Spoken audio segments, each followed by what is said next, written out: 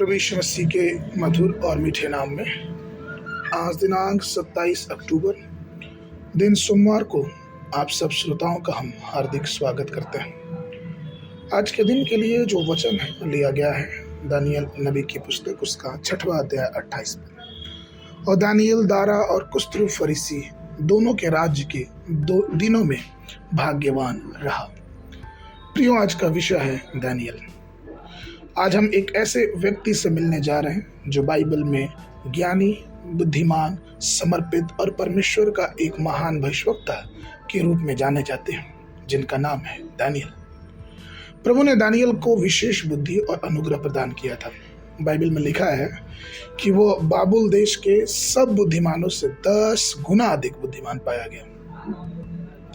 Daniel के जीवन में ऐसी महानता का कारण क्या था? क्या आपने कभी सोचा है? उसकी महानता का कारण सिर्फ एक था, जो कि दानियल की पुस्तक उसका पहला अध्याय 8 पद में आपको पढ़ने से मिलेगा। बाबुल देश में प्रवेश करने के समय दानियल ने अपने मन में यह निश्चित किया कि वह स्वयं को अशुद्ध नहीं करेगा, वह स्वयं को पवित्र बनाए रखेगा।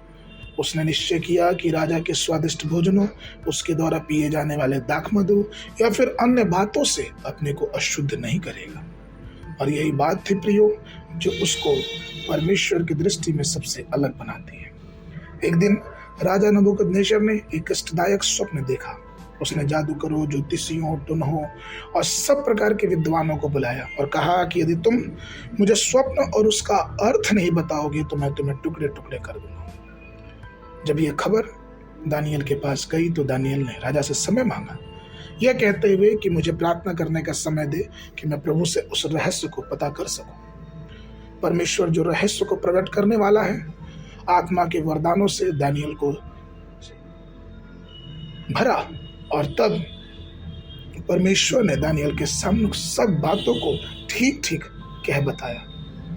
दानियल ने दृढ़ संकल्प से राजा के सामने जाके उन सब बातों को कह दिया और राजा इस बात से आश्चर्यचकित रहा।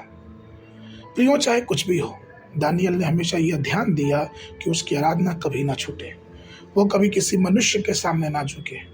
इस कारण उसे सिंह की मार में भी डाला गया, लेकिन फिर भी वो परमेश्वर से दूर नहीं था। इसलिए प्रियो, आज दानियल के जीवन से हमें और आपको यह सीखना है कि परिस्थितियां कुछ भी क्यों ना हो, हमें यह निश्चित करना है कि हम परमेश्वर के वचनों में खड़े रहें। हमें यह निश्चित करना है कि हम प्रभु के साथ दृढ़ता से खड़े रहें, जिससे प्रभु का अनुग्रह, प्रभु की आशीष हम सबके जीवनों पे आने पाए। आगे के मनन के लिए दानियल नबी की पुस्तक उसका 12 अध्याय 3 पद। तब सिखाने वालों की चमक आकाश मंडल की सी होगी, और जो बहुतों को धर्मी बनाते हैं वे सर्वदा की नाई प्रकाशमान रहेंगे। बाइबल अध्ययन के लिए सुबह के समय यिर्मयाह की पुस्तक उसका 12, 13, 14 अध्याय, संध्या के समय 2 तीमुथियुस उसका पहला अध्याय। परमेश्वर आप सबको आशीष देवे।